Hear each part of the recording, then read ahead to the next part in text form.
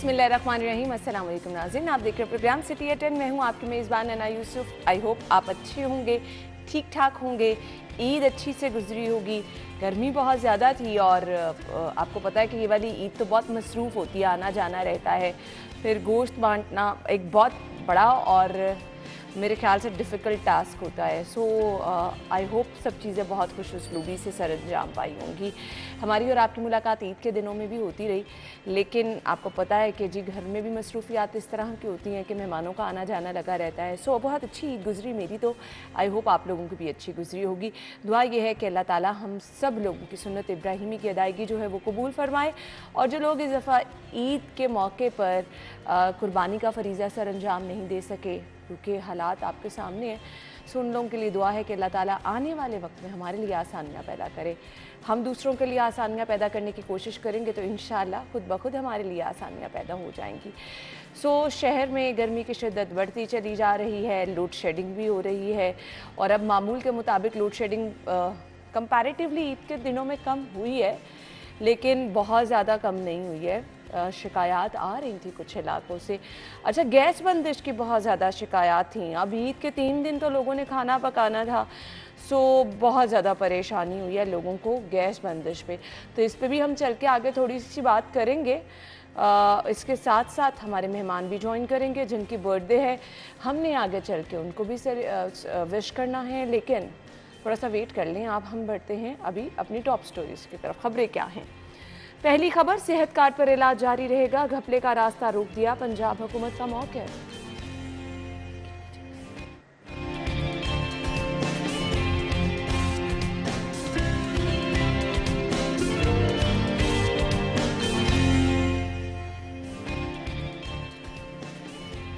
ईद के मौके पर 1,81,000 अलाइशा ठिकाने लगाई गई। महकमा बल्दियात ने ईद के तीनों रोज़ की रिपोर्ट जारी कर दी। पब्लिक पार्क्स इंतजामी अदम तवज्जोही का शिकार।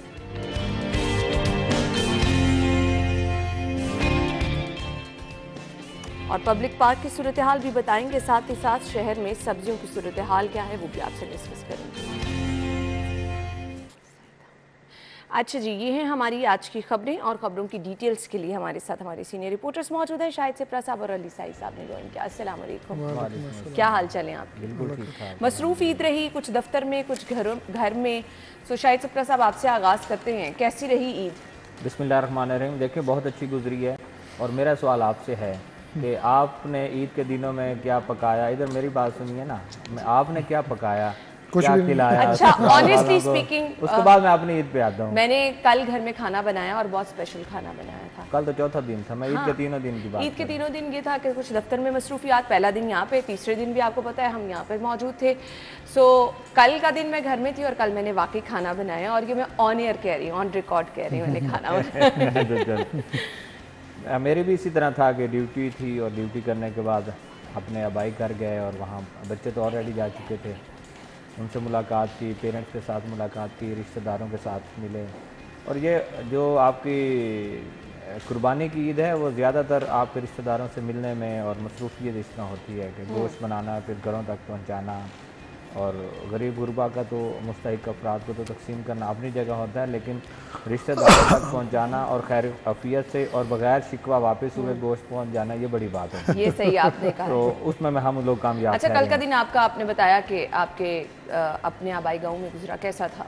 अच्छा था, बारिश हुई। असल में गर्मी थी जब मैं ईद पे यहाँ था, तो उस वक्त तो जब बात हुई बच्चों से, उस वक्त उन्होंने कहा कि बहुत गर्मी है, शिद्दत की। और यानी आपके जाने से वहाँ बड़े करम बरस। हाँ, मेरे जाने 2 दिन बारिश हुई, और यहाँ तो होता है कि बारिश हुई तो हफ्स बन गया, मौसम ख़राब हुआ। रूरल एरिया जो है, ओपन एरिया, वहाँ ये होता है कि अगर बारिश हो जाए तो ऐसे समझे कि 2 दिन मौसम अच्छा हो गया, अच्छा हो जाए, वो हवा चलती है, उसके बाद वो टेम्परेचर डाउन होता है, और उससे फ़ायदा होता है। ईद को एंजॉय भी किया, खाया पिया भी। खाना पीना तो आपने मेरे से पहले ही पूछ लिया था, बल्कि रामे ने डिटेल में बता दिया था। डिस्कस किया किस तरह से आप खाना एंजॉय करते हैं। साई साहब, कैसी गई आपकी ईद? खाना बहुत ज़बरदस्त रही, बड़ी अच्छी रही। बल्कि हम ईद वाले दिन यहाँ ड्यूटी की, ड्यूटी के बाद तकरीबन को 3 साढ़े 3 बजे घर पहुँचे वहाँ गाँव अपने। तो वहाँ पे तब वो पहले बकरे ज़िबा हुए, उसके बाद वेड़ा ज़िबा हुआ, शाम तक मैं गोश्त तकसीम होता रहा।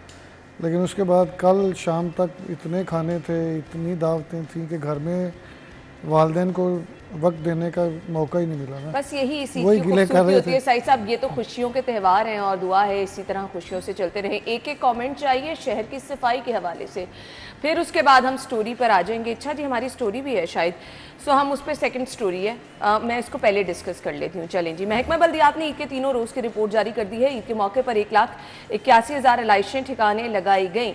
शायद सिप्रा साहब, कैसी रही ईद पर सफाई? देखिए, अब जो ट्रैवल किया हमने, जिस तरह मैं ट्रैवल करके आया हूँ जे रोड और उसके बाद आपके केनार रोड और फिरोजपुर रोड से। फिरोजपुर रोड पे तो आपके गुंजान आबाद इलाका, कुछ आबादियाँ हैं, नसीराबाद का इलाका है, उसके बाद नेक्स्ट आ जाए मॉडल टाउन जो है कचहरी, उसकी बैक साइड पे, उसके बाद टाउनशिप पीको रोड के अतराफ में ये सारी आबादियाँ हैं। होता क्या है कि पोश इलाकों में तो सफाई हो जाती है, कहीं ना कहीं प्राइवेट यहाँ तक कंपनीज नहीं भी, पहुँचती। लेकिन जो गुंजान आबाद इलाका है और जो जिसको आप अच्छे अल्फाज में कहते हैं कि ये शहर है, शहरी इलाका है, तो वहाँ पे होता है। लेकिन आज तो नहीं नज़र आए कहीं पे कि आपके ड्रम्स भरे हुए हों, अलाइशें ज़मीन पर पड़ी हों।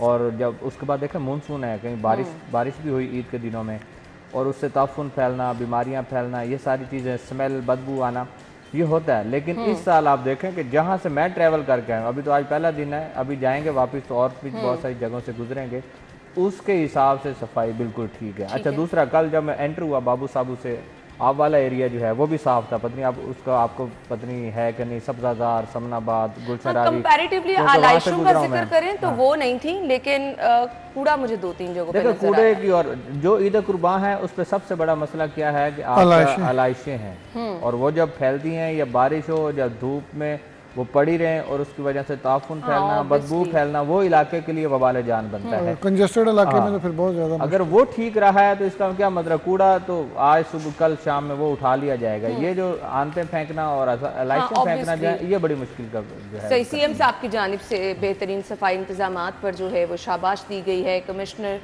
डीसी साहिबा ने भी शाबाश दी है। कैसे देखते हैं साई साहब शहर में सफाई के हालात आप? आना, मैं ईद के पहले दोनों दिन यहाँ पर रहा, सिप्रा साहब से भी डिस्कस हो रहा था। दूसरे दिन भी मुझे आना पड़ा, वो पीएम साहब की प्रेस कॉन्फ्रेंस थी, तो वो कवर करने तो नहीं, वैसे एज ए ड्राइवर ही आया भाई के साथ। तो मैं यहाँ तक तकरीबन घूमता रहा, माल्टोन का भी चक्कर लगा, गुलबर्ग का भी, अंदरून लाहौर भी जाना था। तो उस तरह अलाइशें पड़ी हुई नज़र नहीं आई जिस तरह मैं पहले बड़ी पे जब कवरेज करते थे तो कोई ना कोई एज लाइव दे के जाते थे कि फ़लाँ जगह पे अलाइशें हैं जो अभी तक नहीं उठाई गई। तो मेरा ख्याल है कमिश्नर की जानब से बड़ा अच्छा काम किया गया, डीसी की जानब से जो LWMC के हेड हैं बाबर दीन साहब, उनकी जानब से बड़ा बेहतर काम किया गया। उस तरह हमें गंद नज़र नहीं आया ईद के दिनों में जिस तरह होता था। चूँकि अलाइशें, मैं एक ज़िम्मेदार घराने से तल्लक़ रखता हूँ, तो जब कोई जानवर या कोई इस तरह का चीज़ें पड़ी रहती हैं तो उससे बीमारियां भी फैलती हैं और उसकी स्मेल भी बड़ी गंदी होती है। तो आजकल मौसम भी इस तरह का है, हब्स का मौसम है, तो अगर अलाइशें पड़ी रहें तो वो पूरा इलाका उनके लिए जीना वबाल हो जाता है। तो मेरा ख्याल है बड़ी अच्छी वर्किंग की गई है पीएम की जानब से भी और सीएम की जानब से मुझे लगता है साई साहब यहाँ तक काम खत्म नहीं हो जाता। शायद सिप्रा साहब आप भी एग्री करेंगे, इन आलाइशों को ठिकाने लगाना और फिर इनका प्रॉपर कोई हल निकालना भी एक बहुत बड़ा चैलेंज होता है। इतनी आलाइशियाँ आप ठिकाने लगा रहे हैं, प्रॉपर उसको डंपिंग साइट पे लेके जाते हैं, असल काम वहाँ नहीं स्टार्ट होता। नहीं, वहाँ तो रहेगा ना, अब 6 महीने तो आपको भुगतना पड़ेगा। महमूद बूटी से आप रिंग रोड क्रॉस करेंगे तो वहाँ तो वो समझ लग जाएगी, वो असर रहेगा। आप वो कहें कि वो भी खत्म हो जाएगा। डंपिंग साइट जहाँ पे हमने इनको ठिकाने लगाया है, या इस साइड पे बागड़ियाँ वाली साइड पे भी लगाते हैं, अगर वहाँ लगाया है और उसको कहें कि ये 1-2 दिन में ठीक हो जाएगा, ये नहीं, ये महीने लगेंगे इसको ज़रूर। महमूद बूटी तो खैर सारा साल जब भी आप रिंग रोड से गुजरें तो उसका कहीं ना कहीं असर ज़रूर गाड़ी में आता है। लेकिन अब अलाइशें हैं, 2-3 महीने तो आसानी से वो उसका असर ज़रूर रहेगा। और उसके बाद वैसे वो डंपिंग साइट है, कूड़ा वहाँ पर बेसिकली रिसाइकलिंग का कोई प्रोसेस नहीं है। जिस तरह हम कई दफ़ा डिस्कस करते रहे हैं, मुख्तलिफ कंपनीज जो हैं वो इनके साथ कोई रब्ता भी करते हैं कि कूड़े से कोई बिजली बनाएंगे, कोई फ़लाँ चीज़ करेंगे, उसको यूटिलाइज़ करेंगे। उस तरह का मैकेनिज़्म नहीं है। मैकेनिज़्म हो तो हो सकता है, उसमें बेहतरी है। ये तो गवर्नमेंट के काम है और इलेक्टेड गवर्नमेंट के काम है, और इलेक्टेड गवर्नमेंट को हमने देखा नहीं कि इस पर कोई फोकस करता हो।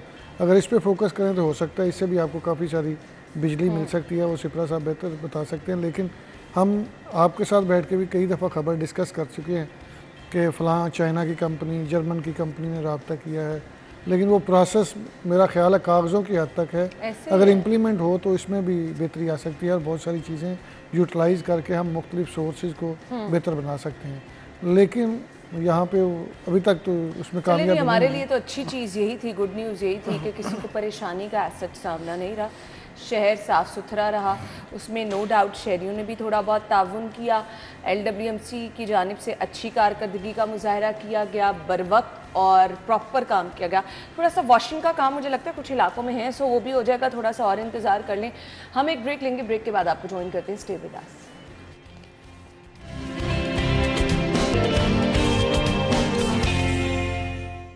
Welcome back once again. और बहुत सारे लोगों ने मुझसे इवन ईद की छुट्टियों के दरमियान ये पूछा कि सेहत कार्ड के मामलात चल क्या रहे हैं। थोड़ा सा अबहम है, उसको क्लियर करने की कोशिश करते हैं। सेहत कार्ड पर इलाज जारी रहेगा, घपले का रास्ता रोक दिया, पंजाब हुकूमत का ये कहना है। हेल्थ कार्ड से लोग अरबपति बन गए, बिला ज़रूरत स्टंट डाले गए। प्राइवेट अस्पतालों में कमीशन तय होती थी, एक अस्पताल का 1 अरब तक का बिल आया। ये प्राइवेट हॉस्पिटल्स के हालात बताए जा रहे हैं, यानी जिसको मतलूबा इलाज की ज़रूरत भी नहीं है, स्टंट की ज़रूरत भी नहीं है, हेल्थ कार्ड के चक्कर में, अपने पैसे बनाने के चक्कर में अस्पताल वालों ने वो भी किया। मुझे ये समझ आ रही है, ऐसा ही हुआ शायद से। देखिए, दोनों तरफ से हुआ। जिसने इलाज करवाया वो भी इसमें बराबर का शरीक है, जिसने इलाज किया वो भी बराबर का शरीक है। साहब, जिसने इलाज कराया वो क्यों बिला वजह स्टंट डलवाएगा अपने आप को? मुझे सिर्फ ये बता दें। सुने तो सही ना, मैं आपको उसका थोड़ा बताऊंगा तो आपको पता चल जाए। सपोज मैं मिसाल देता हूँ, 25 लाख रुपए का ट्रीटमेंट होना है, मिसाल दे रहा हूँ, सेहत कार्ड पे आपने ट्रीटमेंट करवाना है। हम आपके डॉक्यूमेंट्स बनाते हैं और डॉक्यूमेंट्स बनाने के बाद आपको कहते हैं जी आपका 15 लाख रुपए का 10 लाख हम रख लेंगे, आप डॉक्यूमेंट्स बनवाएं, उसके बाद ट्रीटमेंट आपका हो जाएगा। सेहत कार्ड से पैसे आ जाएंगे, गवर्नमेंट से आप क्लेम कर लेंगे। आपकी तो दिहाड़ी लगी, आपको क्या ज़रूरत है? आप तो मरीज़ बनने पे ही आप दिहाड़ी लगा के जा रहे हैं। तो ये हुआ, ये अभी तो पकड़ा गया ना। मेरे ख्याल में इस बात की शफाफ तहकीकात होनी चाहिए और बड़े लेवल पे तहकीकात होनी चाहिए कि आपके प्राइवेट हॉस्पिटल में गरीब गुरबा जिनके लिए ये प्रोग्राम शुरू किया गया वो जाते हैं? बिल्कुल नहीं वो तो हमेशा सर्विसेज मेयो या THQs जो आपके या DHQs हैं वो तो वहाँ जाते हैं। वहाँ जाके उनका ट्रीटमेंट होता है। मुझे बताएं कि 1 अरब रुपए कौन सा ऐसा हॉस्पिटल है जिसने 1 अरब रुपए उसने दिल के जो मरीज हैं उनका इलाज कर दिया? बिल्कुल ऐसे ये जिसके बाद अगर गवर्नमेंट पे अब लोगों ने इसको सोशल मीडिया पे बड़ा तनकीद का निशाना भी बनाया है कि सेहत कार्ड को बंद कर ले, कि उसकी क्या वजह है कि सोशल मीडिया पे एक खास सियासी पार्टी है जो करती रहे, प्रोपेगेंडा करे, लेकिन अगर लोगों का पैसा बचाने के लिए मौजूदा निगरान सेटअप अगर वो इस तरह के इकदाम उठा रहा है तो मेरे ख्याल में वो काबिल सताइश है, उनको अप्रिशिएट करना चाहिए। और फिर दलील के साथ वो बात कर रहे हैं। मौजूदा गवर्नमेंट के जो वुज़रा हैं उन्होंने जो प्रेस कॉन्फ्रेंस की है उसमें दलील दी है कि हॉस्पिटल जो हैं वो अरबपति बन गए हैं सिर्फ गवर्नमेंट से पैसे लेने के बाद, और फिर उस तरह के जाली डॉक्यूमेंट्स और इस तरह के दस्तावेजात बनाकर वो सामने से आप उसको क्लेम करें कि इतने पैसे हमने लेने हैं, तो वो ठीक है। अच्छा, फिर दूसरा उन्होंने देखें आप इसकी कैटेगरीज बना दी। एक चीज वाजे कर दें, हेल्थ कार्ड पर गरीबों का इलाज होगा या नहीं होगा? अब क्या है कि 8,000 रुपए तक जिसका बिल आ रहा है बिजली का, इसका क्या मतलब है कि 300 यूनिट से कम वो बिजली इस्तेमाल कर रहा है, अगर वो गरीब है, ठीक है, उसका इलाज होगा। 8,000 से ऊपर जाएगा, जो 300 यूनिट से ज्यादा जो जाएगा, इसका क्या क्या मतलब है कि कुछ ऐसी चीज इस्तेमाल कर रहा है उसको यूनिट ज्यादा जा रहे हैं, उसके घर में AC नहीं है, उसके घर में एयर कूलर नहीं है, तो हम उसको गरीब और मतवसत तबका जरूर कहेंगे, उसका इलाज होगा। इस प्रोपेगेंडा से निकलने की जरूरत है कि गवर्नमेंट ने ये सारी चीजें बंद कर दी, ऐसा नहीं हुआ। सिर्फ कैटेगरीज बनाई गई हैं कि जिस पे लूट मार का जो बाजार गर्म था उसको रोका गया है, ताकि जो ये इसका जो मकसद है वो पूरा हो और गरीब और जो आम आदमी जो हॉस्पिटल्स का रास्ता अख्तियार करता है ये उनको इससे फायदा मिले। अच्छा, ठीक है, उन्होंने कहा कि आप एक सियासी तौर पे कर रहे हैं, तो अगर पाकिस्तानी परचम के तहत ये कार्ड जारी हो जाए तो क्या इसमें कोई मसला है? नहीं, तो दूसरा ये बताएं ना, आप जब भी जाती हैं प्राइवेट हॉस्पिटल में जाती होंगी इलाज मुआवजे के लिए, अल्लाह करे एक तो किसी को लेके ना जाए, अगर जाते हैं तो आप मुझे बताएं, जब भी आप प्राइवेट हॉस्पिटल में जाती हैं आपको 5 या 4 दिन या 2 दिन रहती हैं तो उसके बाद बिल होता है, आपकी तो होती है एडवांस पेमेंट है। ऐसे ही है जब तक, बल्कि एडवांस में भी आपसे एक्स्ट्रा पैसे लेते हैं, 1/3 आपका एडवांस होता है, तो वो लेते हैं। तो ये कैसे हॉस्पिटल हैं 1 अरब का जो इलाज करके, बल्कि इनकी तो तहकीकात होनी चाहिए, FBI को चेक करना चाहिए इनके एसेट्स। टैक्स देते हुए इनको मौत पड़ती है, ये रोना शुरू कर देते हैं। फिर ये कई इन्होंने ऐसे अदारे बनाए, साथ जैली खैराती अदारे बनाए हैं जिसमें ये मर्ज करते हैं और टैक्स चोरी करते हैं। ये कैसे पॉसिबल है कि 1 अरब के जो है इन्होंने ये बिल बना के पूरी की पूरी आपकी इंतजामी है ना।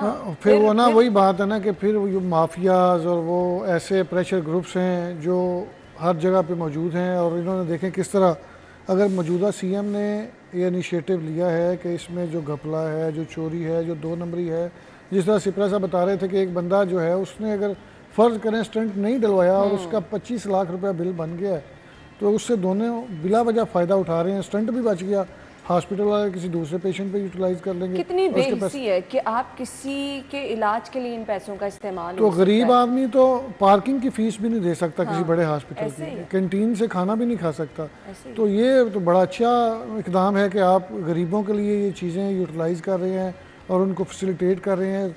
तो फिर भी अगर आप एक ख़ास एजेंडे के तहत प्रोपोगंडा करके आप इस सारी कैंपेन को नेगेटिव कर रहे हैं, तो ये आपकी अपनी बदकिस्मती है।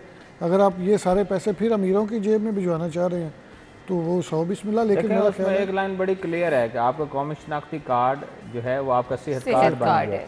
उसके बाद कोई अब हम रहता ही नहीं है। अगर कोई समझने को आए तो उसको तो बड़े आसानी से इस बात की समझ आ जाएगी कि गवर्नमेंट जो मौजूदा निगरान सेटअप है वो क्या कह रहे हैं। वो इस पूरी जो फैसिलिटी है इसको किस तरह लोगों तक पहुंचाना चाह रहा है। तो कौमी शनाख्ती कार्ड जिसके पास है वो इलाज करवा सकता है। सिर्फ ये होगा कि जब वो जाएगा तो जिसको ज़रूरत होगी उसको इलाज मिलेगा, जिसकी ज़रूरत नहीं होगी उसको नहीं मिलेगा। बड़े हॉस्पिटल में, आप बड़ा सरकारी हॉस्पिटल में भी देख लें, इतने इतने बड़े कमरे हैं हमारे स्टूडियो जितने। मैं 2-3 जगह पे गया हूँ किसी का पता लेने के लिए, तीमारदारी के लिए, तो आप उन कमरों में देख के हैरान रह जाते हैं। अमीर आदमी के लिए तो गवर्नमेंट हॉस्पिटल में भी बहुत सारी सहूलियात हैं। ये तो गरीब आदमी है जो किसी भी हॉस्पिटल में चला जाए उसके लिए मुश्किलात हैं, परेशानियाँ हैं, उसका पेशेंट है और फिर उसको पैसे देने के मसाइल हैं।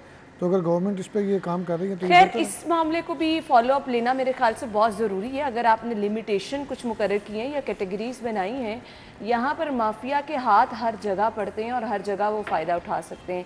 लेकिन खुदा का खौफ खाएं वो कुव्वतें, वो लोग जो कि बीमारियों के पैसे भी इधर उधर कर जाते हैं। अल्लाह ताला सबको महफूज रखे। कोशिश कीजिए कि इस तरह के मामलात में जो है वो घपले ना करें।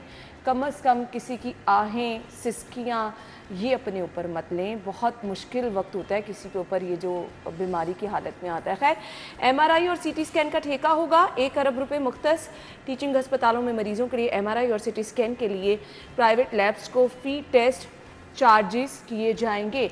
अच्छा, ये भी वो मसला है कि मैं ऑलमोस्ट अपने करियर के स्टार्ट से ही सुन रही हूँ कि फ़लाँ हॉस्पिटल में एमआरआई मशीन ख़राब, टेक्नीशियन उस तरह के नहीं हैं, उस तरह से मशीन की हिफाजत नहीं की गई। जाहिद साहब ये खबरें देते रहते हैं कि मशीनें बंद पड़ी हैं और लोग बाहर से महंगे टेस्ट करा रहे हैं। देखिए बड़ी अच्छी बात है कि अगर एक मंसूबा गवर्नमेंट खुद नहीं चला पा रही या आपके पास इतने वसाइल नहीं हैं कि उसको चलाया जा सके, और जिस तरह आप खुद जिक्र कर रहे हैं कि कभी मशीन का ख़राब हो जाना, कभी उसमें जो इस्तेमाल होने वाली मेडिसिन है उसका ख़त्म हो जाना, बारी नहीं आती है, बारी लोगों 6 की। महीने, हाँ, 7 महीने, ऐसे 7 साल का टाइम है और सिफारिशें करवा के भी 2-3 महीने बाद आपकी बारी आए।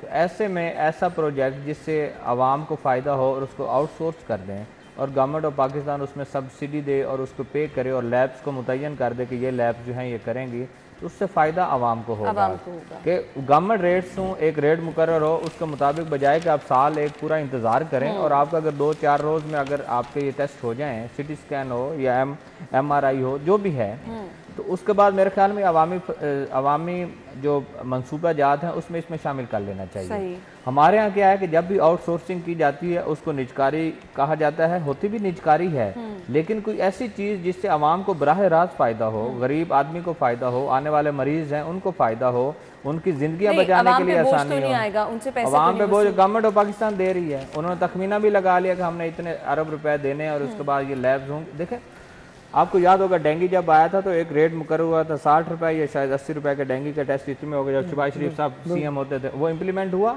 सब लैब्स पे हुआ। ऐसे ही हुआ। इसी तरह ये भी होगा कि आप लैब्स को मुतय्यन करेंगे कि ये नाम है, ये 8-10 लैब्स ये मुकर्रर हो गई, इनसे जाकर आप टेस्ट करवा सकते हैं और ये रेट है, इस रेट पर होगा, तो क्यों नहीं लोग करवाएंगे?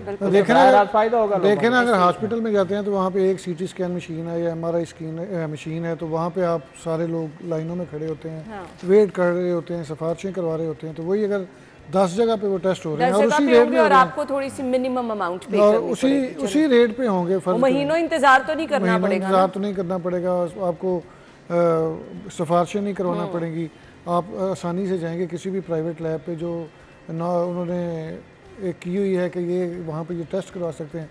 तो तो आप आसानी से जा करवा सकते हैं, लाइनों से बच सकते हैं, सिफारिशों से बच सकते हैं। गरीब की ज़िंदगी में यहाँ पर धक्के रह गए हैं, और अगर इस तरह के कुछ इनिशिएटिव लेने से बेहतरी आ जाएगी तो मेरे ख्याल से अच्छा इकदाम है इसको फौरी तौर पर। लेकिन शायद से प्रसाद साहब अगेन मैं यही कहना चाहूँगी, इन चीज़ों का फॉलोअप लेना बहुत ज़रूरी होता है, क्योंकि हमारे यहाँ आपने 2 महीने किसी काम को छोड़ा और वहाँ पे फिर बिगाड़ पैदा हुआ। यहाँ भी होता यही है ना कि हम एक मनसूबा सेहत कार्ड आया जिसका हम पहले जिक्र कर रहे हैं, उसको माफिया ने किस तरह यूज़ किया। यहाँ भी ये मुमकिन है कि लैब्स आएँ और उसके बाद वो टेस्ट जाली होना शुरू हो जाएँ। उसके बाद आपकी जो लैब्स हैं वो कहें कि हमने इतने टेस्ट कर दिए हैं या हमारी इतनी कैपेसिटी है, हम इससे ज़्यादा नहीं कर सकते।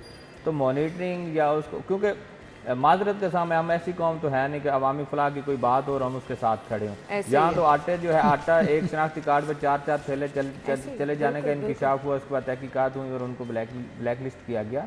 तो हम बतौर कौम तो हमने सोचना नहीं है कि इसका कुछ ऐसा मसाइल जो हैं उसकी तरफ अगर गवर्नमेंट तवज्जो दे रही है, उनको हल करना चाह रही है। अगर कौम की हैसियत से हम सोचें तो ये सब प्रोजेक्ट बहुत अच्छे चल सकते हैं। अगर हमने लूट मार का बाजार जो है गर्म करना है तो फिर जिस तरह मर्जी करें, फिर इन लैब्स की आप मॉनिटरिंग भी कर लें, हॉस्पिटल से कह भी दें तो आके आपने बराह रास्त मरीजों को इसका फ़ायदा होना चाहिए, तो फिर भी कहीं ना कहीं कोई ना कोई रह जाती है, वो हो सकता है। अनलेस कि ये खुद ठीक हो जाए या आपने किबला दुरुस्त कर लें कि हमने ये जो गवर्नमेंट जो करना चाह रही है आवाम की फलाह के लिए, हमने इस मंसूबा को पाया तकमील तक पहुंचाना है, फिर तो नामुमकिन है। अदरवाइज नामुमकिन है। आप जिस तरह मर्जी मॉनिटरिंग कर लें, जिसको आप 24 घंटे किसको बिठा सकते हैं? हाँ बिल्कुल ऐसे नहीं ही बिठा सकते। यहाँ तो अस्पतालों के दौरे कर रहे हैं निगरान वजीर आला, जिन जिन चीज़ों का नोटिस ले रहे हैं कुछ बेहतरी आ रही है, और उसके बाद क्या हालात हैं जी वो यहाँ पे, क्योंकि लोगों को आदत ही नहीं है काम करने की। सो जहाँ झाड़ है वहाँ जाते रहें, दौरे करते रहें, चीज़ें ठीक रहेंगी।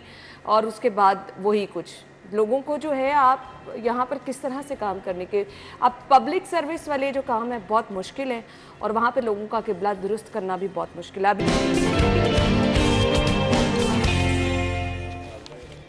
Welcome back once again. और ब्रेक में शाहिद सिप्रा साहब से मैं कह रही थी कि रात हमारी लाइट कोई 1.5 घंटा गई है और वो लेस्को की साइड लेने की कोशिश कर रहे थे कि नहीं जी शहर में लोड शेडिंग तो नहीं हुई, अब कहीं पर टेक्निकल फॉल्ट हुआ होगा। लोड शेडिंग तो हुई है ना मेरे इलाके में, मैं क्या करूं? मैं क्या करूं? बिजली बंद हुई तो हम उसको लोड शेडिंग ही कहेंगे। लेकिन अगर मुझे बताएं कि आपके पड़ोसी जहाँ रहते हैं उनका ट्रांसफार्मर डैमेज हो गया है, उसको रिप्लेस करना है और लाइन स्टाफ ने उसी लाइन पे 11 kV पे काम करना है, तो 1 घंटा या सवा घंटा उसको चाहिए अगला ट्रांसफार्मर उतारने और नया लगाने के लिए। तो वो ना आप हमसायों की बिजली नहीं, वही पूछ रहा हूँ, हमसाया की बिजली ना बहाल करें, उनकी बंद रहने दें।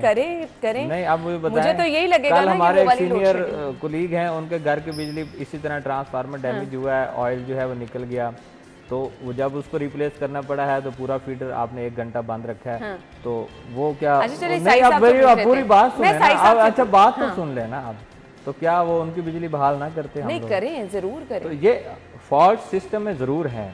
बिजली देखें, लेस्को कहती है या आपकी पावर डिवीजन कहती है कि लोड शेडिंग और चीज़ है, बिजली का बंद होना और चीज़ है। मैं इस पे कहता हूँ कि जिसके घर बिजली नहीं है आप उसको लोड शेडिंग कहें, उसको बंदिश कहें, उसको लोड मैनेजमेंट कहें, जो भी कहें, जिसका घर बिजली नहीं है तो आप उसका जिम्मेदार हैं। हाँ, बिल्कुल तो बिजली मिलनी चाहिए कंज्यूमर को। जब आप बिल लेने के लिए हर महीने पहुंच जाते हैं और प्लास लेके कि आप बिल नहीं सबमिट करवाएंगे तो हम आपकी बिजली काट देंगे, तो उसके बाद अक्सर आपको मिलनी चाहिए। फिर दूसरे में ईद के दिनों में जब अनाउंस हुआ तो मुसलसल बिजली मिलेगी, शायद इंडस्ट्री चलती रहे तो हुकूमत ये अनाउंस कर पाती ही नहीं। देखे ना, इंडस्ट्री बंद होती है, लॉक डाउन होता है तो आप इंडस्ट्री बंद होती है, कुछ 70% लोग जो है अपने आबाई इलाकों को चले जाते हैं, घर सारे बंद होते हैं, बहुत थोड़े लोग जो हैं वो यहाँ पे रह जाते हैं।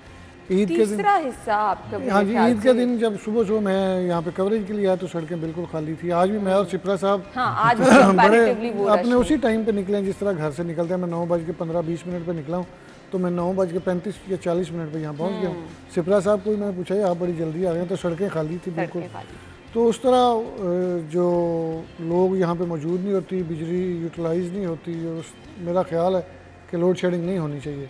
लेकिन मेरी बिजली भी रात को 1 घंटा बंद रही है। देखा, मैं अकेली नहीं मुतासिरीन में शामिल। अच्छा नहीं, इस पर सितम ये था कि चलें बिजली की लोड शेडिंग के हवाले से तो कंपैरेटिवली हालात बहुत बेहतर रहे।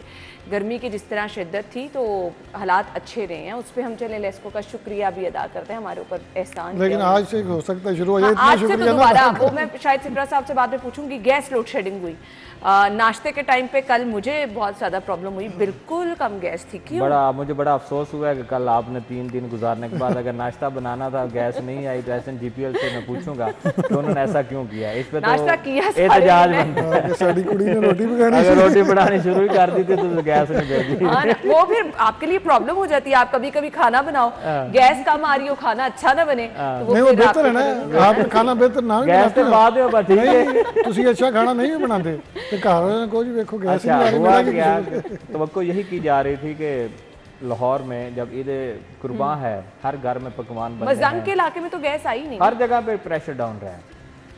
लोड जो शेड्यूल था उसको ख़त्म करना चाहिए था सुई नॉर्दर्न गैस कंपनी को, कि जो विफाक ने कहा होगा कि सुबह नाश्ता और दोपहर और शाम में इसको ख़त्म होना चाहिए, तो वो ख़त्म नहीं किया। मैंने लास्ट टाइम भी कहा था कि एक तो हमारी कुदरती गैस कम हो रही है, वो अपनी जगह पे, लेकिन जब इंडस्ट्री बंद हो गई, कमर्शियल मार्केट सारी बंद हो गई, गैस आपके पास मौजूद है। रमज़ान में तो LNG इंजेक्ट करके आप लोग कंज्यूमर को देते हैं ना, प्रेशर के साथ सहरी अफ्तारी में देते हैं। अभी भी ईद के तीनों दिन भी दी जा सकती थी, लेकिन क्योंकि LNG अगर शामिल करते हैं तो अरबों रुपए जो पहले गवर्नमेंट ने सुई नॉर्दर्न को देने वो नहीं मिलने थे, मजीद बिल जो है बन जाना था। उसके बाद इनके जो लाइन लॉसेस बढ़े हैं कि लीकेजेस की वजह से जो गैस लीक हो रही है, गैस चोरी हो रही है, उसकी वजह से लॉसेस बढ़े हैं, उसको कंट्रोल करने के लिए प्रेशर को डाउन रखते हैं। सही, उसका बराह रास्त उसको आप मसनूई किल्लत कह सकते हैं, मसनूई तौर पर उसको मैनेजमेंट कह सकते हैं कि सुई नॉर्दर्न अपने बिलखसूस लाहौर रीजन में है। दूसरे नंबर पे है पूरे पाकिस्तान में, अगर कराची के अलावा, सिंध के अलावा आप देखें तो दूसरे नंबर पे गैस चोरी और गैस लीकेजेस में हमारे लाहौर रीजन का नंबर आता है। उसको मसनूई तौर पे आप कंट्रोल करने के लिए बराह रास्त कंज्यूमर को इफेक्ट कर रहे हैं, और उसके बाद फिर ईद के दिनों में गैस ना आना, ये तो जुल्म है। और फिर उसके बाद हमारी एंकर जो है वो चौथे दिन बनाना शुरू करे नाश्ता और फिर गैस ना आए, तो इस पर मैं सरापा एहतजाज हूँ। मैं ज़रूर MD से भी बात करूँगा और लाहौर रीजन के जो GM हैं उनसे भी बात करूंगा कि ये आपने ठीक नहीं किया, इसका खमियाजा आपको भुगतना पड़ेगा। ये अच्छी चीज है, इस तरह से मेहरबानी होगी गैस ही आ नहीं जाए। तो आप एक सिलेंडर भी रख लेना। अच्छा साहिब साहब, वैसे ये पकाना होगा तो फिर खौफ रखिए आता है वैसे इस सिलेंडर वगैरह इस्तेमाल करने से ना। क्यों खौफ आता है? नहीं ऑनेस्टली सारे रेस्टोरेंट्स पे सिलेंडर पड़े हैं, मेरे घर में पिछले 4 साल से गैस नहीं आई, मेरे घर में 3 सिलेंडर खैर पड़े ये मैं आपको बताऊं, आने वाले दिनों में जो हालात होंगे ना, सबको इसकी तरफ आना पड़ेगा। जो नहीं, शायद अगर सिप्रा साहब हालात ट्रांसपोर्टेशन बताते हैं। में अगर सिप्रा साहब को पता है, बड़े साई साहब फौत हो गए इसको कहते कहते कि यार हमारे गैस नहीं आ रही। मैं भी बताता हूँ, सुने तो सही ना, अभी अगर ऑर्डर आ जाएगा इतने सिलेंडर जो है शिफ्ट करने हैं तो गुड्स ट्रांसपोर्टर रुक जाएंगे, नहीं शिफ्ट कभी करेंगे। भी नहीं रुकेगा। घर में डर लगता है सिलेंडर से, जब कारोबार ये आ ऐसे गया खाना खाने का बहाना, वो बनाने का बहाना नहीं है। एक्चुअली ये चीज़ें हैं जो आपको एहतियात से इस्तेमाल करनी चाहिए। खैर शाहिद सिप्रा साहब, जो आप हालात बताते हैं, मेरे ख्याल से आने वाले अब दिनों में हमें इसकी तरफ ही शिफ्ट होना पड़ेगा, जो हमारे मुल्क में गैस के हालात हैं। गवर्नमेंट ने खुद ये साइड साहब तो बहुत साल से हुए हैं, और गवर्नमेंट ने देखें आपके मौसम सरमा में खुद प्रोजेक्ट शुरू किया था। सिलेंडर्स उन्होंने ओगरा ने मुतय्यन किया रेट और नोटिफिकेशन, उसके बाद सिलेंडर्स उन्होंने दिए, इवन फ्री होम डिलीवरी दी। इसका क्या मतलब, हम इसी तरफ आ रहे हैं। 2-4 साल में अल्टीमेटली आना है। मुझे साई साहब बताइएगा, महंगाई इजाजत देती है या एक हाल है महंगाई आने वाले दिनों में PM साहब ने परसों, जब मैं परसों प्रेस कॉन्फ्रेंस किया, उन्होंने अनाउंस किया है कि आने वाले दिनों में मजीद महंगाई होगी। आप ये देखें ना, रोटी और नान जिन्होंने ईद के दिनों में बाहर से खरीदे हैं, वो लोग बेचारे दुहाई देते गए। नहीं, आप देखें आटे की रेट्स देखें, चावल तो जो है वो आपकी पहुंच में है ही नहीं। मैं पिछले हफ्ते की बात है, दरवाज़ा नॉक हुआ तो कोई एक थी खतून, उन्होंने कहा बेटा 3 गिलास चावल दे दें। अच्छा, मैं कहा माँ जी तो मैं कोई 150 रुपया ना दिया, तुझे कह रहे हो चावल दे दो। उन्होंने कहा चावल खरीदे ही नहीं जाते, रेट ही इतने हो गए हैं। मेरा ख्याल है 15,000 के करीब 40 किलो यानी 1 मन की जो है वो चावल मिल रहे हैं। तो हर चीज़ आप जो चीज़ उठा लें, आप मिसाला जात ले लें, दालें ले, दाल 350 पौने 400 कहते हैं ना, दाल सब्जी खा लो। खैर इस तरफ तो आएंगे, सब्जी और फलों की कीमतें हैं, लेकिन ईद के ये 3 दिन मेरे ख्याल से रोटी नान वालों ने अच्छी खासी कमाई की है। मुख्तलिफ इलाकों में आप भी कर रहे हैं, नाम भी यही रेट है। साई साहब, वो गर्मी है थी ना, तो लोगों का ज्यादा कंसर्न होता है। अच्छा सालन घर बन गया तो मेहमानों के लिए नान रोटी। मैंने एक दिन 3 रोटियां ली तो उसको 100 रुपया दिया, मुझे वापस कुछ नहीं मिला। मैं बेसिकली अपने रेस्टोरेंट से मंगवाना था, तो तकरीबन कुछ 6 साल बाद मैंने रोटियां ली। मैंने कहा 100 रुपये में यही है। हाँ, अंदाजा करें ना। तो ये देखें 30 रुपये की 25 रुपये की रोटी मिलती है बाजार से, तो गरीब आदमी क्या करेगा? वो ना आटा है। एक वक्त था ये 25-30 रुपए में वो रेडी से आपको चने मिलते थे प्याले में, और आपको 2 नान मिलते थे, और गरीब आदमी रोटी खा लेता था। और ये मैं तो खुद खाता भी रहा हूँ। मैं इसका आज से आप 10-12 साल पीछे चले जाएं तो ये होता था, सारे ही खाते थे। लेकिन इस वक्त जो हालात हो गए कि एक रोटी 30 रुपए की होगी, नान 40 रुपए, और थोड़ा सा कोई फैंसी नान है कीमे वाला या कुछ जो भी रोगनी, उसकी तरफ 60-70 रुपए में है। बस अल्लाह ताला ही रहम करे। हमने ब्रेक की तरफ जाना है और कुछ फलों और सब्जियों की कीमतों की बात करेंगे। फल भी अच्छे खासे महंगे रहे, क्योंकि ईद के दिनों में ये होता है कि लोगों ने अपने घरों में ये लवाजमात रखने होते हैं कि अच्छा चलो मेहमान नवाजी हो जाएगी, मेहमान आ जाएगी, लेकिन लोगों की हिम्मत जवाब देगी। ब्रेक के बाद ज्वाइन करते हैं हमारे साथ। अच्छा जी, जमाली साहब हमारे साथ मौजूद थे, अपडेट उन्होंने किया। अब खबर यह है, फलों और सब्जियों के मुंह मांगे दाम वसूल, इतवार बाजार भी मुकम्मल फॉल ना हुए, ख़रीदार परेशान। अच्छा जी, अभी तो इतवार बाजार उस तरह से फॉल हो भी नहीं सकते थे क्योंकि ईद का चौथा दिन था तो मुश्किल था, लेकिन बाहर जो लूट मार मची रही, अब लोगों के पास बहाना क्या होता है कि ईद के 3 दिन के लिए तो ट्रांसपोर्ट बंद थी, हम सब्जियाँ खरीदने नहीं गए मंडियों में उस तरह से। सो अच्छे खासे दाम वसूल किए गए आम सब्जियों के। टमाटर का रेट कहाँ पहुँचा, प्याज, लहसुन, अब कोई ठीक है, लोगों ने इन दिनों में गोश्त ही बनाया होगा, लेकिन गोश्त के लिए भी तो आपको इन लवाजमात की ज़रूरत होती है। सो टीमें कहीं पर साई साहब आपसे जानना चाहूँगी, इंतज़ामिया तो कहीं हमें नज़र नहीं आई कि जो रेट लिस्ट भी छुट्टियों में नहीं आती। पता नहीं है ना, ये तो मुझे नहीं पता, लेकिन मुझे ये पता है मैं रात को मंगवाया टमाटर, सब हरी मिर्च, अदरक वगैरह, तो तकरीबन 900 रुपया लगा मेरा ख्याल है। तो मैंने कहा इससे बेहतर है 1 किलो बंदा चिकन ही ले लेता। अंदाजा तो ये इतनी महंगाई है, वो फिर वो आपके वाली बात के कहते हैं ट्रांसपोर्टेशन नहीं है, मंडी बंद है, क्योंकि ईद के 3 दिन के जवाब होता है ना, लेकिन मैंने देखा कि नहीं हम सारे लोग यही करते हैं, कोशिश यही करते हैं कि आप ईद से 1-2 दिन पहले ये तमाम लवाजमात खरीद लेते हैं।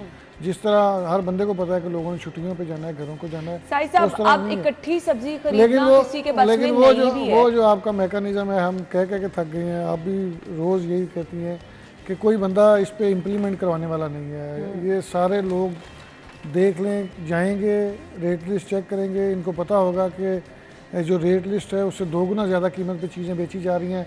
मेरे पास सिर्फ 10 सेकंड है, जाली चालान होगा और पैसे जेब के अंदर जाएंगे, वो चालान भी फाड़ देंगे। लेकिन ये ओवरऑल शहर की सूरत हाल देख के ये लगा कि इंतजामिया भी छुट्टियों पे गई हुई है और लोगों के साथ जो हुआ उसका कोई पुरसानी हाल नहीं। बहुत बहुत शुक्रिया आप लोगों के वक्त के लिए। नाज़रीन, हेडलाइंस के बाद ज्वाइन करेंगे, स्टे विद अस। प्रोग्राम के इस हिस्से में जी बहुत अहम टॉपिक पे हम बात करने वाले हैं। आपने अक्सर गुफ्तगू सुनी होगी say no to plastic bag. Plastic bag का इस्तेमाल, इसकी हौसला शिकनी वक्त की अहम ज़रूरत है। हमने बहुत सारी टाइम टू टाइम कैंपेन्स देखी जो कि प्लास्टिक बैग की हौसला शिकनी के हवाले से अपनाई गई। बहुत हद तक इस पे काबू पाया गया है। हमारी बहुत सारी बेकरीज पर, बहुत सारे स्टोर्स पर प्लास्टिक बैग का इस्तेमाल अब नहीं किया जा रहा। ये प्लास्टिक बैग जो हैं इंसानी सेहत के लिए ना सिर्फ बल्कि जानवरों के लिए, आबी हयात के लिए बहुत सारे नुकसानदेह हैं। हम जहाँ मर्जी रैपर फेंक देते हैं, प्लास्टिक बैग, खाना खाया, अखबार से कुछ लिया, फेंक दिए। अब अंदाज़ा कीजिए कि ये कितने नुकसानदेह हैं। वो लोग जो कि गर्म कोई खाने पीने की चीज़ लेते हैं, प्लास्टिक बैग में डलवा लेते हैं, कैंसर कॉज करती है। बहुत सारे माहिरीन इस चीज़ के बारे में बता भी चुके हैं, बहुत सारी रिसर्च आपके साथ शेयर कर चुके हैं कि ये प्लास्टिक बैग जो हैं इंसानी जान के लिए किस कदर ख़तरनाक हैं। इवन बहुत सारी जगहों पर हमने देखा कि इन प्लास्टिक बैग में ही खाना डाल के माइक्रोवेव ओवन में गर्म करने के लिए लोग लगा देते हैं। सो इसके नुकसानात क्या हैं वो भी हम डिस्कस करेंगे। आज के दिन की मुनासबत से प्लास्टिक बैग की हौसला शिकनी कितनी ज़रूरी है ये भी डिस्कस करेंगे। कौन कौन सी बीमारियां ये कॉज कर सकते हैं ये भी ज़रूर डिस्कस करेंगे। और इसके साथ साथ आपको ये बताएंगे कि जी आपने राइट वे कौन सा इस्तेमाल करना है, इन चीज़ों से किस तरह से दूर रहना है, और जहाँ कहीं प्लास्टिक बैग का इस्तेमाल हो रहा है उन लोगों के खिलाफ क्या कार्रवाई की जा रही है उस पर भी हम बात करेंगे। डायरेक्टर माहौलियात नसीम उर रहमान साहब ने हमें ज्वाइन किया है अपने शो में, वेलकम करेंगे। अस्सलाम वालेकुम। जी बहुत वालेकुम। थैंक यू सो मच, आपके वक्त का भी बहुत बहुत शुक्रिया। सबसे पहले तो आज के दिन के हवाले से क्या कहना चाहेंगे, लोगों में शऊर बेदार करना कितना ज़रूरी है? ऑल्दो लोग समझते हैं इस चीज़ को, लेकिन इस्तेमाल अभी भी हो रहा है, इसमें कोई शक नहीं है। देखिए जी, सबसे पहले तो आप देखेंगे दुनिया में इसकी सिर्फ ये नहीं कि हमारे मुल्क में इसकी अहमियत है, बल्कि वर्ल्ड लेवल पे इसकी अहमियत है। और आज वर्ल्ड प्लास्टिक डे मनाया जा रहा है। जहाँ तक हमारे पंजाब की हुकूमत का ताल्लुक है, इसमें first time in Punjab history plastic management strategy notify हुई है। जो मौजूदा अभी जो केयर टेकर गवर्नमेंट है, इन्होंने इसको नोटिफाई किया और अप्रूव किया हमारी कैबिनेट ने। और इसी तरह फिर जैसे आप बात कर रही थी प्लास्टिक शॉपिंग बैग की, तो हमारा बहुत बड़ा इशू प्लास्टिक शॉपिंग बैग है जो सिंगल यूज़ प्लास्टिक है। और उसकी बुनियादी तौर पे वजह यह है कि वो उसकी थिकनेस बहुत कम है। जो इस वक्त हमारी जो लेजिस्लेशन थी वो 2002 का एक ऑर्डिनेंस था जिसमें 15 माइक्रोन तक की इजाज़त थी बनाने की, यानी 15 माइक्रोन से कम थिकनेस वाला ना बने। बट 15 माइक्रोन भी बहुत कम थिकनेस है। और फिर उसमें जो हमारी ज़्यादातर लोग जो बनाते हैं वो 15 माइक्रोन का भी नहीं बनाते, उससे भी कम थिकनेस का बनाते हैं। अब उसके दो बुनियादी मसाइल आते हैं जो इन्वायरमेंटल इश्यूज़ हैं और हेल्थ इश्यूज़ हैं। पहली बात तो ये है कि चूँकि बहुत लाइट वेट है, ये आप कहीं रेडी पे भी जाते हैं, कहीं जाते हैं, आपको एक पाउच चीज़ लें, 2 शॉपिंग बैग वैसे ही मिल जाते हैं। और फिर जब हम लेके आते हैं, हम बजाय इसके कि उसको गिरा लगा के किसी डस्टबिन में डालें, हम उसको ऐसे ही फेंक देते हैं। और ये उड़ता उड़ता आपके जो 70 to 80% जो आप सीवरेज सिस्टम ब्लॉकेजेज हैं वो इस शॉपिंग बैग वो उड़ता है और उसमें जाके फंस जाता है। अगर आप बड़ी बड़ी ड्रेन्स देखें तो ये बहुत ज़्यादा फंसे होते हैं उसके अंदर। इसी तरह चूँकि लाइट वेट है, आप कहीं गाँव में रह रहे हैं, खेतों में हैं, वही शॉपिंग बैग आपके खेतों में आपको पड़ा हुआ मिल जाएगा। और उसका फिर नुकसान क्या होता है कि वो इसने चूँकि गलना सड़ना नहीं है, इसने डिग्रेड नहीं होना, तो वहाँ फसलें हमारी मुतासर होती हैं। और अगर जैसे मैंने अर्ज़ किया कि सीवरेज सिस्टम हमारे ब्लॉक होते हैं। तीसरी आपने बड़ी इंपॉर्टेंट एक बात की थी कि हम लोग क्या करते हैं, मैंने दही लेके आनी है, सालन लेके आना है, चने लेके आने हैं, कोई भी ईडेबल आइटम है वो हम उसी में डलवा के लेके आते हैं। और माहिरीन कहते हैं कि अगर 50 डिग्री सेंटीग्रेड से ज़्यादा टेम्परेचर हो तो फिर केमिकल रिएक्शन का अंदेशा होता है। तो इसलिए जो हमारी पुरानी लेजिस्लेशन भी है उसमें ईडेबल आइटम इसमें डालना तो इजाज़त नहीं है। लेकिन अब हुकूमत क्या कर रही है?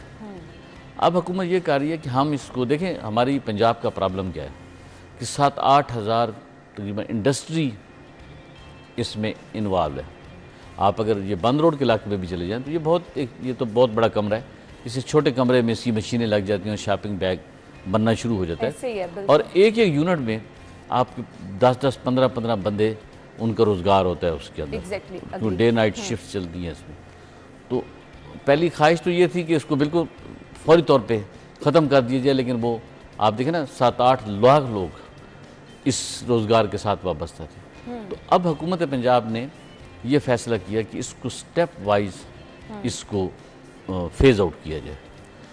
और इसमें हमारी इस वक्त ये एक अंडरस्टैंडिंग है और इसकी जो लेजिस्लेशन जो हमारे इसके रेगुलेशंस बने हैं उसमें हम इसको 50, 75, 100 स्टेप वाइज और 125 इस तरह करके इसकी थिकनेस बढ़ाएंगे।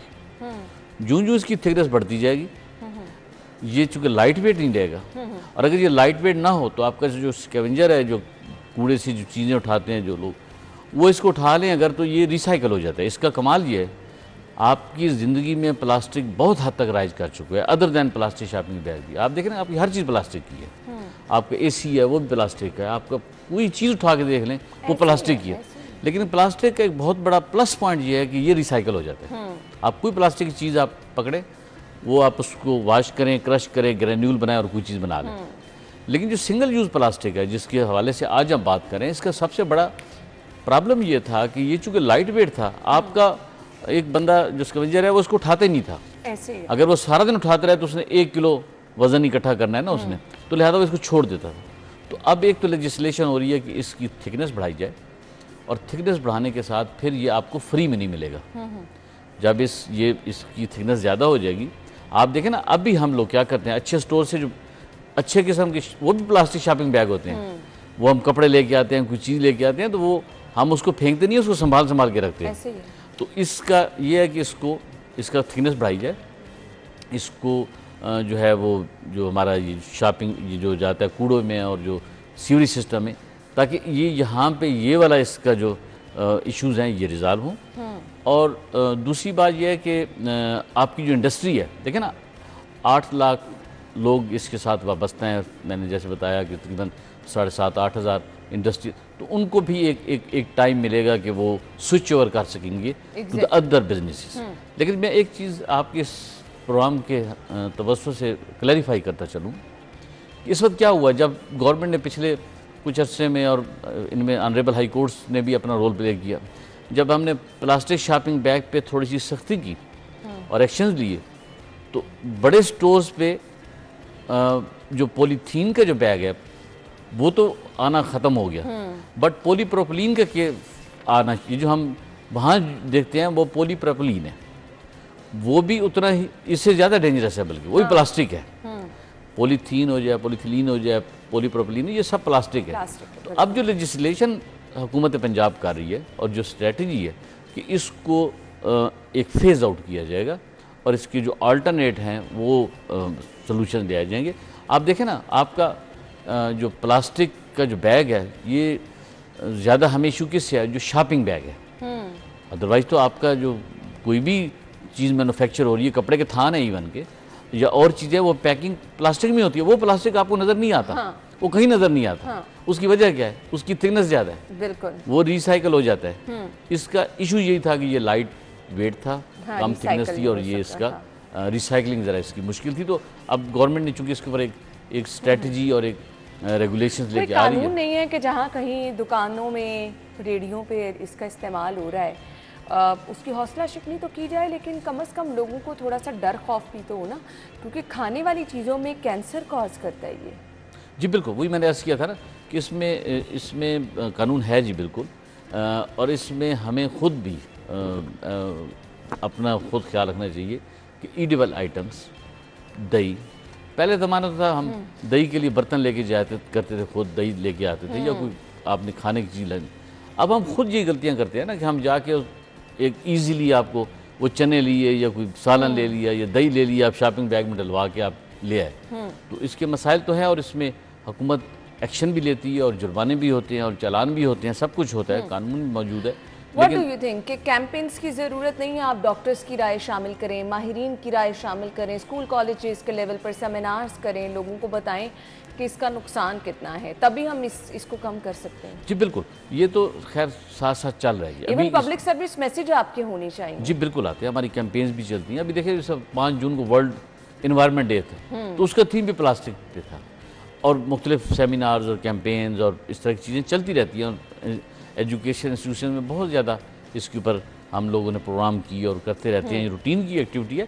बट इसको जो फेज़ आउट करना है, जो हमने अपने देखें, हम जब एक चीज़ के आदी हो जाते हैं, उसमें से निकलना हमारे लिए मुश्किल हो जाता है। पहले ज़माने में क्या होता कि हम कपड़े के थैले होते थे, बिल्कुल ऐसे, वो थैला लेके जाते थे, और वो जाके उसमें ले आके फिर घर में लटका देना, फिर उसी में चीज़ें ले, तो ऐसा ऐसा ये रवाज आते जाएंगे। जब जूं इसके ऊपर रिस्ट्रिक्शंस बढ़ती जाएगी, जैसे मैंने अर्ज़ किया कि लेजिस्लेशन अब उस तरफ जा रही है कि आपका वो शॉपिंग बैग, वो आप अच्छे किसी स्टोर से लेते हैं, 100 माइक्रोन वाला होता है, आप कोई कह भी दे कोई कि इसको फेंक दे, नहीं फेंकते आप उसको संभाल के रख लेते हैं। ऐसे ही तो ये ऐसा ऐसा चीज़ें स्विच ओवर कर रही हैं जी उससे। सही सही। मुझे ये बता दें कि हमने नुकसानात के बारे में लोगों को बताना है, सो उसके लिए क्या क्या चीज़ें आप यहाँ पे लोगों को रिकमेंड करना चाहेंगे कि नुकसानात इसके क्या क्या हो सकते हैं? क्योंकि आम आवाम को तो हम दूर करें ना, बाकी जो लोग ये काम कर रहे हैं उनको तो थोड़ा पीछे करना मुश्किल भी है, उनके लिए कानून साजी भी चाहे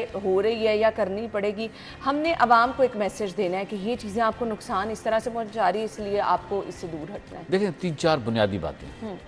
पहली बुनियादी बात तो ये है कि हमें ये रियलाइज़ करना पड़ेगा कि इसमें हमने ईडेबल आइटम, खाने पीने की अशिया नहीं डालनी, किसी और के लिए नहीं, अपनी सेहत के लिए। थोड़ा सा हमें खुद उसके लिए तंग होना पड़ेगा कि हम बर्तन साथ ले जाएं या कोई चीज़ साथ ले जाएं, लेकिन इसमें आप खाने पीने की चीज़ और खासकर गर्म चीज़ें बिल्कुल नहीं डालनी। अच्छा, ठंडी भी है तो ना डालें, नहीं डालनी चाहिए, लेकिन गर्म भी ना डालें। नंबर 2, दूसरी हमारी जो आदत है कि हम क्या करते हैं, आप अपने गली मोहल्लों में देखिए, हम कूड़ा इकट्ठा करते हैं, उसके ऊपर शॉपिंग बैग डाले, आग लगा दी, ऐसे ही है, या कोई और प्लास्टिक की चीज़, जहाँ प्लास्टिक इवन बाजारों में अगर आप देखें तो नॉर्मली लोग ये करते हैं कि सुबह आके अपनी दुकान खोली, जो कूड़ा बाहर निकाला, हाँ जी, उसको आपने अब उसमें प्लास्टिक होता है, उसमें रबड़ होता है। इसकी मोटी सी एक बात है कि जहाँ भी रबड़ जलेगा, जहाँ भी प्लास्टिक जलेगा, इसमें से डाइऑक्सिन गैसेस प्रोड्यूस होती हैं, जो कि कैंसरस होती हैं, जो आपका कैंसर का बायस बन सकती हैं। तो आप इस चीज़ से भी अवॉइड करें, खाने पीने की शाश में डालें, कूड़े में को इस आग ना लगाएं जिसमें आपके प्लास्टिक्स और उसमें इस तरह की चीज़ें।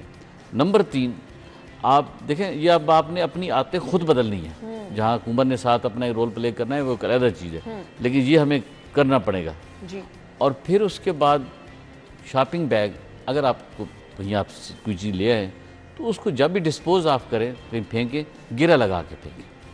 उसको अगर आप वैसे फेंकेंगे तो जैसे मैंने अर्ज़ किया वो या तो खेतों में जाएगा या वो रिसीवरी सिस्टम को ब्लॉक करेगा। तो ये बहुत छोटी छोटी चीज़ें हैं, अगर हम ये खुद करना शुरू कर दें तो अपार्ट फ्राम गवर्नमेंट की जो एक्शन हैं या चीज़ें हैं, बहुत हद तक इसमें हम अपनी ज़िंदगियों में आसानियाँ पैदा कर सकते हैं। ठीक हो गया। सो आज के दिन इस डिस्कशन का मकसद भी ये था कि हम हौसला शिकनी करें इन चीज़ों की, ज़्यादा से ज़्यादा लोगों को इन्फॉर्म करें कि ये प्लास्टिक बैग का इस्तेमाल कितना नुकसानदेह है इंसानी ज़िंदगी के लिए, हमारे माहौल के लिए, आने वाली नस्लों के लिए। सो इसका इस्तेमाल हमें रोकना होगा, ये वक्ती अहम ज़रूरत है। खाने पीने वाली चीज़ों का प्लीज़ इसमें इस्तेमाल ना करें, क्योंकि ये बहुत सारे माहिरीन इस चीज़ की निशानदही कर चुके हैं कि कैंसर कॉज करते हैं। सो इस चीज़ का आप ख़ास ख्याल रखें। थैंक यू सो मच, आपके वक्त का बहुत बहुत शुक्रिया। नाज़रीन, ज़रूरत इस अमर की है कि इस हवाले से भरपूर कैंपेन चलाई जाए, पब्लिक सर्विस मैसेज चलाए जाएँ, लोगों को भरपूर तरीके से बताया जाए कि ये प्लास्टिक बैग जो हैं इनका इस्तेमाल आबी हयात के लिए, आपके फूल पौधों के लिए, आपके माहौल के लिए और सबसे बड़ी आपकी सेहत, आपकी ज़िंदगी के लिए बहुत नुकसानदेह है। सो इसका इस्तेमाल जहाँ कहीं पे भी हो रहा है उसकी हौसला शिकनी वक्त की अहम ज़रूरत है और मकसद भी आज के शो का यही था। हम ब्रेक लेंगे, ब्रेक के बाद आपको ज्वाइन करेंगे, हमारे साथ रहिएगा।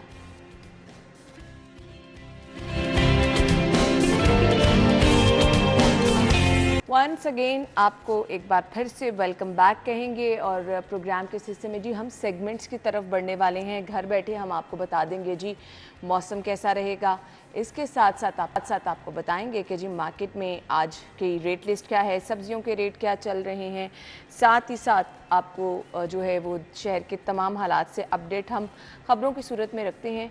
सो अभी हम आगे बढ़ेंगे, सबसे पहले शामिल कर लेते हैं आज के मौसम की सूरत हाल।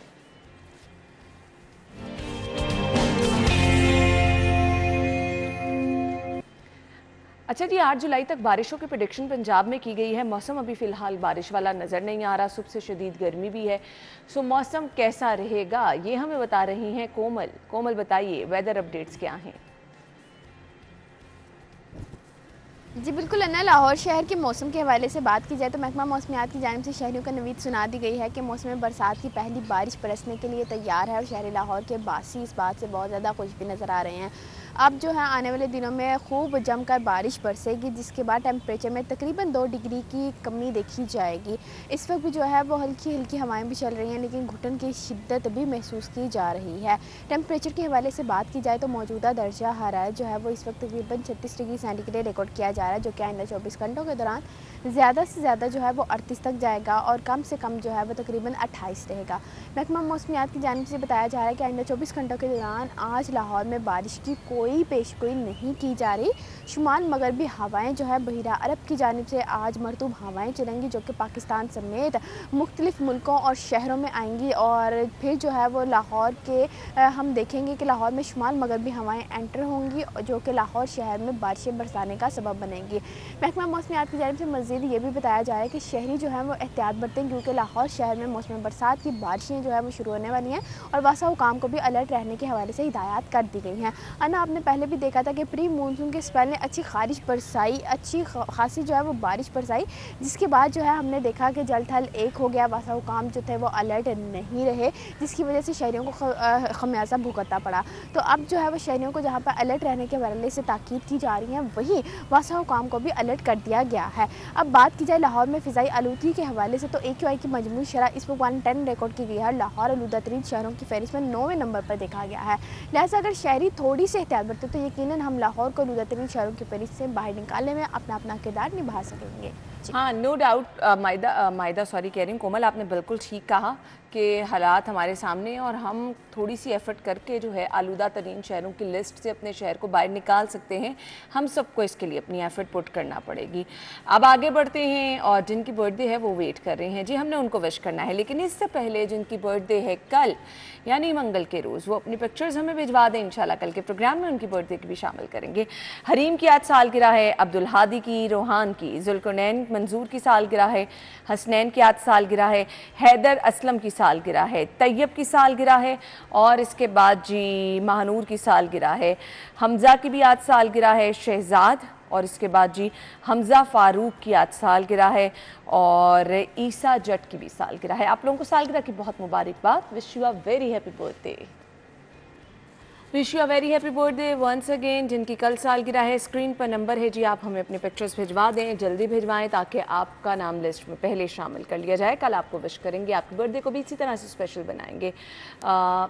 इसके साथ साथ जी हमने अब आगे बढ़ना है और अपना नेक्स्ट सेगमेंट जो है वो शामिल करना है, जिसमें हमने आपको बताने हैं आज के भाव क्या हैं।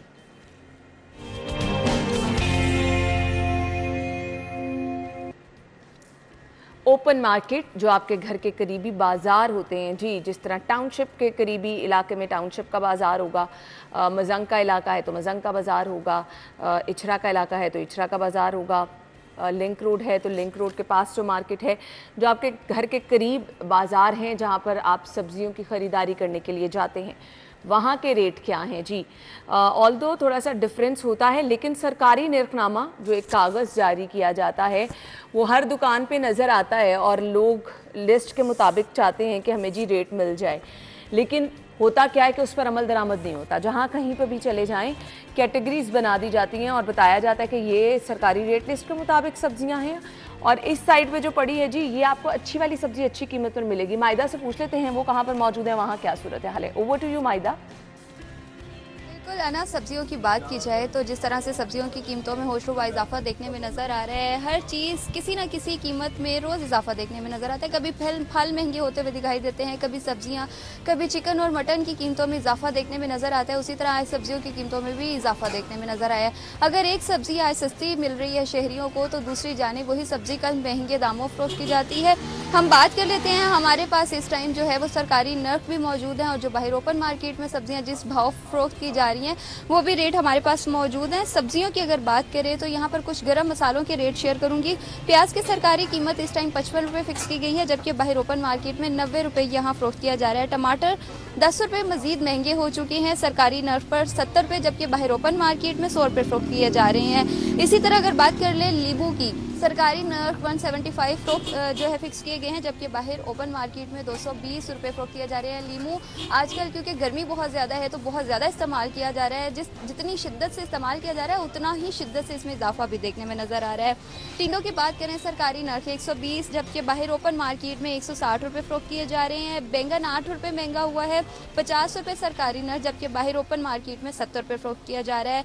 खीरा जो कि सैलड में यूज़ किया जाता है और बहुत शौक से शहरी खाते हैं, उसमें 5 रुपये इजाफा देखने के साथ 85 जो है सरकारी नग, जबकि बाहर ओपन मार्केट में 110 रुपये किलो फरोख्त किया जा रहा है। इस तरह की कुछ सब्जियां और मजीद ऐसे जो आप स्क्रीन पर भी देख सकते हैं कि जिनकी कीमतों में इजाफा देखने में नजर आया है। शहरी शदीद गम और गुस्से का इजहार करते हुए दिखाई दे रहे हैं कि ये वो सब्जियां हैं जो डेली रूटीन में हम शहरियों ने पकानी होती हैं घर में, और अगर बड़ी फैमिली है तो 1 किलो की अगर कोई सब्जी खरीदती है तो गुजारा नहीं होता। तो इसलिए शहरी जो है वो शदीद गम और गुस्से का इजहार करते हुए नज़र भी आए। बात करने पर बात तो नहीं की उन्होंने, लेकिन ये ज़रूर उन्होंने मैसेज दिया है कि हुकूमत जो है इन बढ़ते महंगे दामों को जो है वो कंट्रोल करे। बस शहरी यही कह रहे हैं कि जो बढ़ते हुए दाम है हुकूमत इसको कंट्रोल करे और आपकी जो डिस्ट्रिक्ट मैनेजमेंट है वो कम अज़ कम जो कीमतें हैं उसका इत्तलाक यकीनी बना ले, क्योंकि ये लिस्ट जो है आपकी डीसी रेट जिसे कहा जाता है डिस्ट्रिक्ट मैनेजमेंट की तरफ से आता है और डिस्ट्रिक्ट मैनेजमेंट की आपकी बुरी तरह से फेल है जी इन पर अमल दरामद कराने में। सो इसके लिए जो है वो ज़रूर काम करने की ज़रूरत है। अलबत्ता मायदा के पीछे जो बैकग्राउंड था, सब्जियाँ इनफ हैं और अच्छी खासियाँ, आपको पैसे भी अच्छे खासे लगाने पड़ते हैं। थैंक यू सो मच मायदा, आपने हमें बताया जी मार्केट में क्या रेट चल रहे हैं आज सब्जियों के। ब्रेक, और ब्रेक के बाद ज्वाइन करेंगे स्टे विद अस।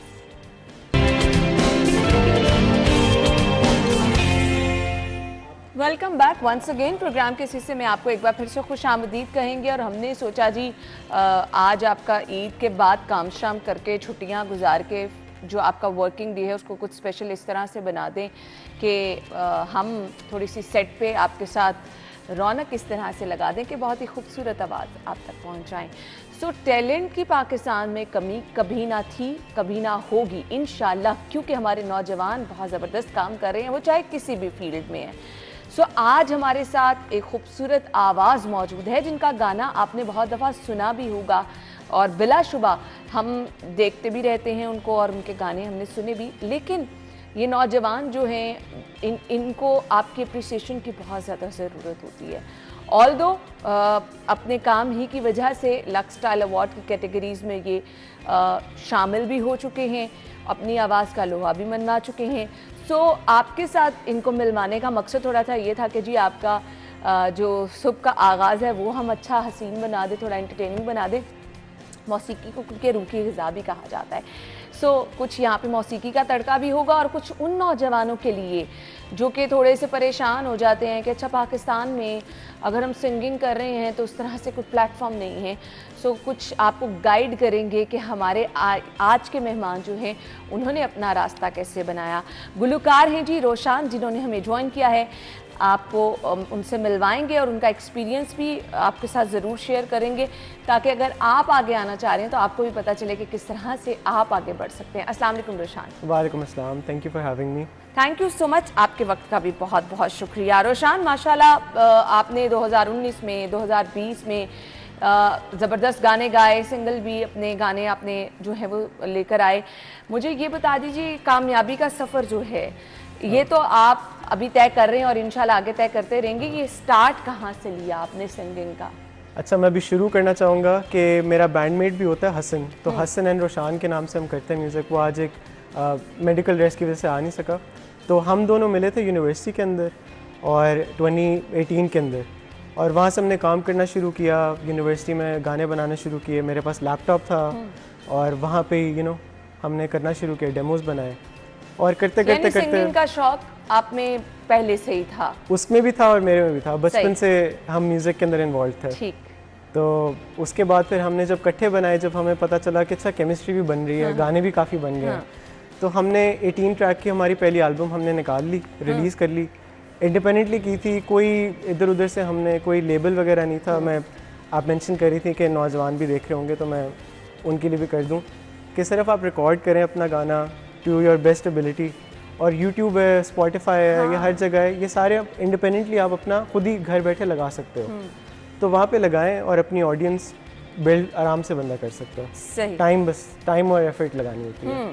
अच्छा जी, प्रॉपर सीखने की ज़रूरत कितनी होती है? क्योंकि हर काम जो आप कर रहे हैं उसमें अगर आपने बड़ी कमाल महारत हासिल करनी है, सो आजकल जो हमारे यंग जनरेशन है ना, वो चाहती है कि दिनों में कुछ हो जाए। सो हर एक चीज़ का एक लर्निंग प्रोसेस होता है।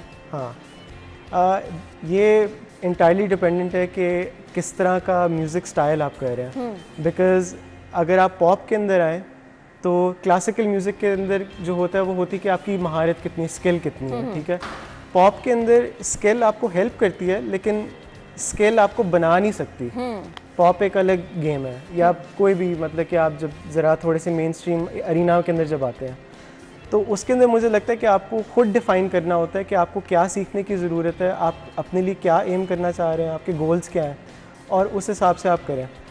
कुछ म्यूज़िक स्टाइल्स के लिए इतनी प्रैक्टिस की शायद ज़रूरत ना हो, कुछ के लिए हो शायद, बट इंटायरली डिपेंडेंट है कि आपका अपना पाथ क्या है।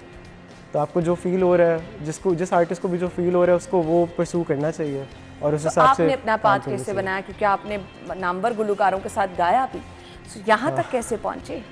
तो मैं स्टार्ट हुआ था पियानो के ऊपर, पियानो के बाद मैंने कुछ और इंस्ट्रूमेंट्स पिकअप किए, उसके बाद फिर मैंने प्रोडक्शन सॉफ्टवेयर सीखा, बिकॉज़ मैं चाह रहा था कि ज़रा गाने बनाने तो उसके ऊपर कंट्रोल भी होना साउंड का, मैं किसी और को कम्युनिकेट करूँगा उस पर डिपेंडेंट रहूँगा।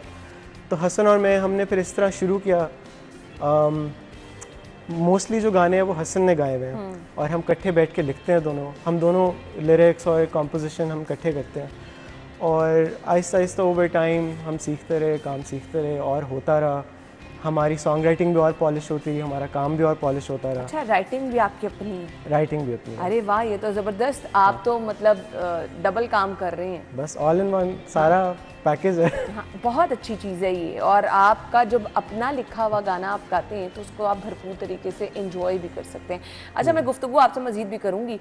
मैं चाहूँगी कि आप कुछ हमें सुनाएं भी, लाहौरियों का ये जो वक्त है इसको स्पेशल भी बनाएं। क्या सुना रहे हैं? ज़रूर ज़रूर। हमारा एक बहुत पॉपुलर ट्रैक है आजकल, सुकून।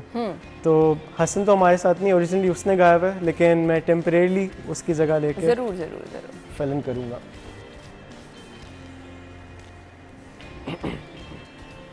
बहुत ही ज़बरदस्त, बहुत ही खूबसूरत।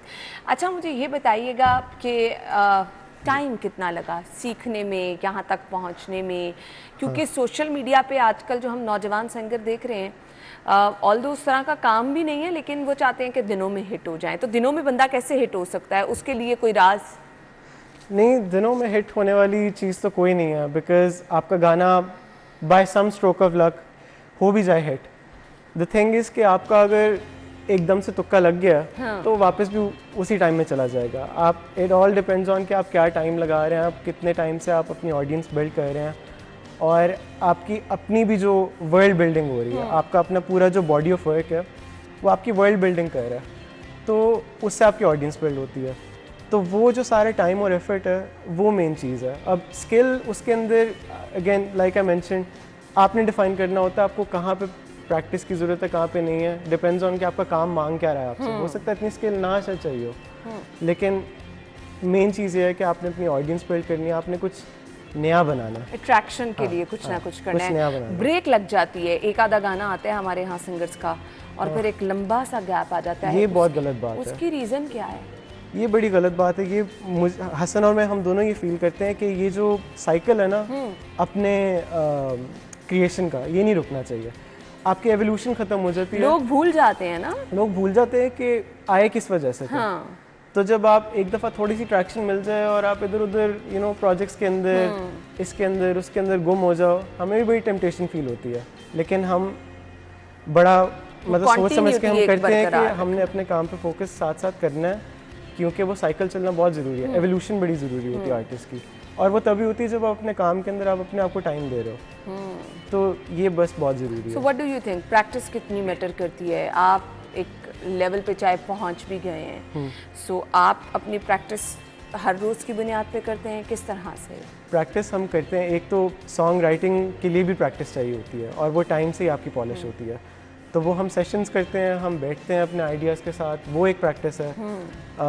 उसके अलावा इंस्ट्रूमेंट्स की, वोकल्स की, वो हम प्रैक्टिस करते हैं। तो ये इस तरह चलता रहता है। ये थोड़ा सा आप काम, बेसिकली काम करना भी प्रैक्टिस ही है। तो आप जितना काम के अंदर अपने आप को डिवोट करोगे, तो उस तरह आप ओवर टाइम खुद ब खुद पॉलिश होते रहते हो। सही। आपका अपना पसंदीदा सिंगर कौन है? मेरा पसंदीदा सिंगर कौन है? मैं इन पाकिस्तान के अंदर मैं जुनैद जमशेद के ऊपर, उनके म्यूज़िक पे बड़ा हुआ था। वाइटल साइंस और जुनैद जमशेद, पाकिस्तानी सिंगर्स में मुझे वो काफ़ी पसंद है, द आर्टिस्ट। और उसके अलावा बाहर में एक बैंड था बीटल्स, मैं वो बचपन से सुनता रहा हूँ, वो मुझे बड़ा अच्छा लगता था। कोल्ड प्ले मुझे एक और बैंड बड़ा अच्छा लगता था, रेडियो हेड भी एक था। तो उसके अलावा पाकिस्तानी सिंगर्स हसन ने भी काफ़ी सुने, नूरी, जल, ये सारे हमारे जो आर्टिस्ट थे, आतिफ असलम ऑब्वियसली। अब तक का बेस्ट एक्सपीरियंस अपना बताइएगा, कौन सा रहा आपके पूरी अपने करियर में? बेस्ट एक्सपीरियंस कौन सा रहा है?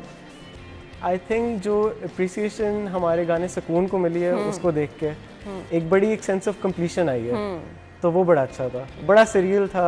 स्पेशली जब हम शूट कर रहे थे उस वक्त हमें नहीं पता था कितना चलेगा गाना, लेकिन तब भी बहुत खूबसूरत था वाकई, नो डाउट। मैं बोट में था उस वक्त, शे, हसन और मैं थे, और मैं बस बैठा हुआ था, मैं देख रहा था, मैं हसन को ये कहता कि यार हसन ये बड़ा अनरियल लग रहा है, सरियल लग रहा है कि ये हो रहा है अभी सारा, और इस वक्त गाना हिट नहीं हुआ था। तो जब हो गया तो एक बड़ी सेंस ऑफ कंप्लीशन आई थी, बड़ा अच्छा लगा था। आपको अप्रिसिएशन मिलती है तो वाकई आपको एक सुकून मिलता है वो गाने वाला सुकून नहीं, एक्चुअली आपको सेटिस्फेक्शन होती है कि आपने जो काम किया उसको सराहा भी गया। सो फ्यूचर के लिए क्या प्लान है, क्या करना चाह रहे हैं आगे? हसन और मैं भी करेंटली एक हमारी तीसरी एल्बम पे काम कर रहे हैं, तो उसके सेशंस आजकल चल रहे होते हैं, तो let's see where that takes us. हमें भी अभी आइडियाज़ को अपने एक्सप्लोर करें, हमें नहीं पता किस तरह की एल्बम बनेगी, लेकिन फॉर श्योर कुछ ना कुछ अलग ही होगा। तो आजकल बस चलिए जी, गुड लक फॉर दिस, क्योंकि आप कह रहे हैं फॉर श्योर कुछ ना कुछ अलग होगा, तो वाकई कुछ अलग लोग देखना भी चाहेंगे। हमारे पास वक्त कम है, थैंक यू सो मच, लेकिन मैं चाहूँगी ये जो 1.5-2 मिनट हमारे पास हैं ऑन एयर, तो आप जाते जाते हमारे नाज़रीन को कुछ सुना दें। चलें, ठीक है।